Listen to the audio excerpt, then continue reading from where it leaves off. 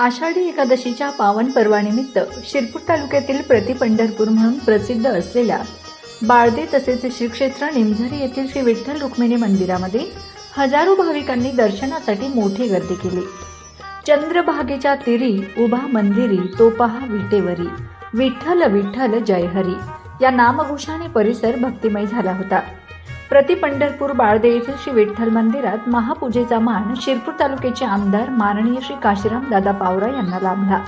सकाळी 8 वाजता त्यांच्या शुभ हस्ते विठ्ठल रुक्मिणीची महापूजा व आरती अत्यंत धार्मिक आणि उत्साहपूर्ण वातावरणात संपन्न झाली। यावेळी मंदिर ट्रस्टच्या वतीने आमदार पावरा यांचा यथोचित सत्कार करण्यात आला। तीरी उभा मंदिरी तो पहा विटेवरी, विठ्ठल विठ्ठल जय हरी असं विठ्ठलाचं नाम घेत पंढरपुरात आज भक्तांची मांदियाळी जमलेली आहे आणि पंढरपूर म्हणून ओळखल्या जाणाऱ्या शिरपूर तालुक्यातील बाळदे येथील देखील भाविक दिंड्या घेऊन या ठिकाणी पांडुरंगाच्या दर्शनासाठी आलेले आहेत। शिरपूर तालुक्याचे लाडके आमदार, जे सत्संगी आमदार म्हणून ज्यांची महाराष्ट्राला ओळख आहे, ते आमदार काशीराम दादा माझ्यासोबत आहेत। बोलूया त्यांच्याशी या आषाढी एकादशीच्या निमित्ताने। दादा, काय भावना आहेत आज आपल्या मनात? पहिलं प्रथम मी आपल्या शिरपूर तालुक्यावासियांना आषाढी एकादशीचं खूप खूप शुभेच्छा देतो। आणि आज आषाढी एकादशी असल्या कारणाने आपल्या शिरपूर तालुक्यामध्ये प्रतिपंढरपूर मानले जाणारे बाळदे गाव इथं मोठ्या संख्येने भाविक येत असतात आणि पांडुरंगा भगवानला साकडं घालत असतात की आमचं जीवन सुखी समृद्धी भरभराटी जावं असं साकडं घालत असतात भाविक। आणि मी सुद्धा इथं दरवर्षी पांडुरंगाचं दर्शन घेतो आणि मी बी साकडं घालत असतो की आमच्या शिरपूर तालुक्याचे जे शेतकरी राजा आहे त्यांना या वर्षासाठी चांगलं उत्पन्न आलं पाहिजे, चांगला पाऊस पडला पाहिजे। या दृष्टिकोनातून मी आपल्या पांडुरंगाला प्रार्थना करतो की आपल्या शिरपूर तालुक्यातील मजूर असतील, भाविक असतील, सगळे व्यापारी असतील, शेतकरी बंधू असतील, सगळ्यांना सुखी समृद्धी भरभराटी या वर्षाची आली पाहिजे। या दृष्टिकोनातून मी पांडुरंगाला साकडं घालतो आहे। आणि आमचा शेतकरी राजा शेतामध्ये पिकवलं तर सगळे जग सुखी होऊ शकतो।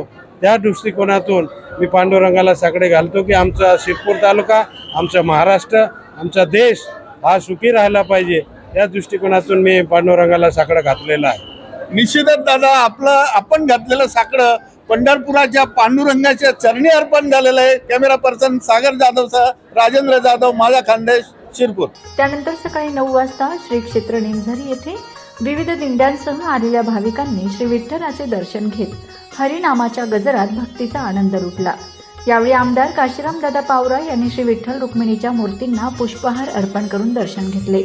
दर्शनानंतर त्यांनी विठुरायाच्या चरणी शिरपूर तालुक्याच्या सर्वांगीण प्रगतीसाठी तालुक्यात सुख समृद्धी नांदावी, बळीराजाला भरघोस पीक व सुगीचे दिवस लाभावेत, तसेच सर्व जनतेच्या जीवनात आनंद, समाधान आणि भरभराट यावी अशी मनोभावे प्रार्थना केली।